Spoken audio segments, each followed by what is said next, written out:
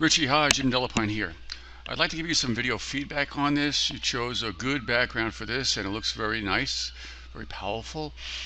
So just a few things. One is that you need to create an adjustment layer that is a clipping mask and also a saved selection that is a renamed channel. So I'm going to give you instructions on how to do that in my feedback. Alright, so I just wanted to talk to you about the shadow. The shadow looks good, but I want to show you how to create a proper channel.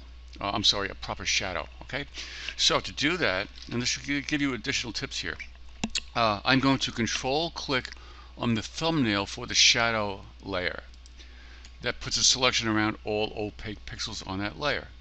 Okay, then I'm going to create a new layer that will appear above that and hide the shadow layer. Okay, so with this new layer selected or active, I'm going to choose a medium gray. All right, medium to a dark gray. So just click and drag over here and hit OK.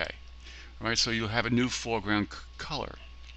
Now I'm going to fill this selection on this new layer with that gray. So Alt or Option Backspace or Delete will fill that selection. Okay, and then I'll hit Control D to deselect. So you have this big blob of gray here, which looks terrible. But what you're now going to do is place this into multiply mode, the blending mode for multiply, for shadows. So what you have here is an accurate shadow. All right, this intensive, it looks primarily the same as what you did, but it's a true shadow. There is a difference. Notice, the word hush can be more easily read. It's not that dramatic, but it's the proper way to do a shadow.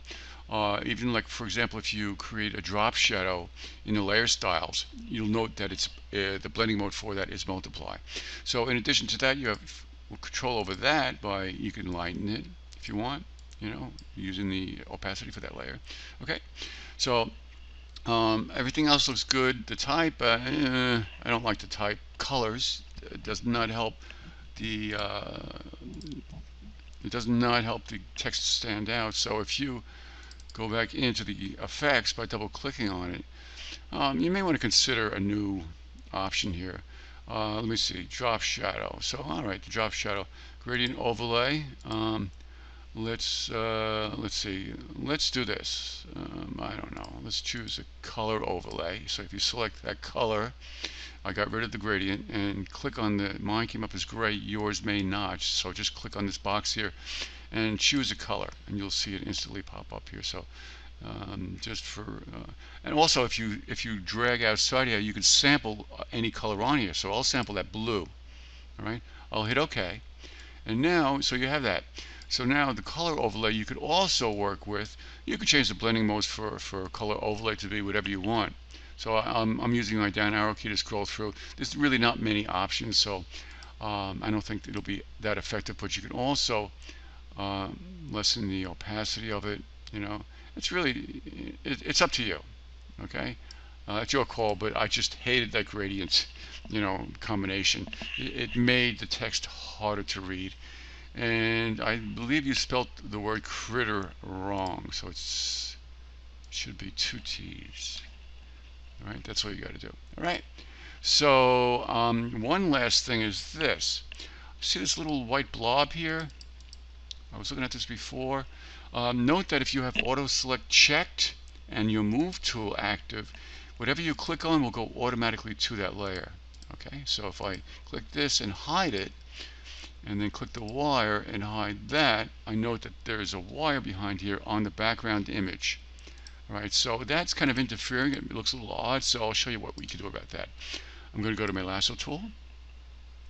I'm going to click, drag here, right to the edge of this brown shape. I'm now going to hold down my Alt or Option key, and that gives me this polygon lasso tool effect. And click, click, click, click, click, and then let go the Alt key. So I have that, and now what you can do is go to the clone tool and Alt click to pick up an area that you're going to copy. Okay, so this creates an origin point. So I'll click right here. You want it to be close to the subject. Okay, I'll click and I'll let go, and then I'll click and drag and click click, click, and that will cover up that. And then Control D. Okay, so just be careful how you do that. You know, you have to kind of average it in. Notice how I went into that shadow a little bit.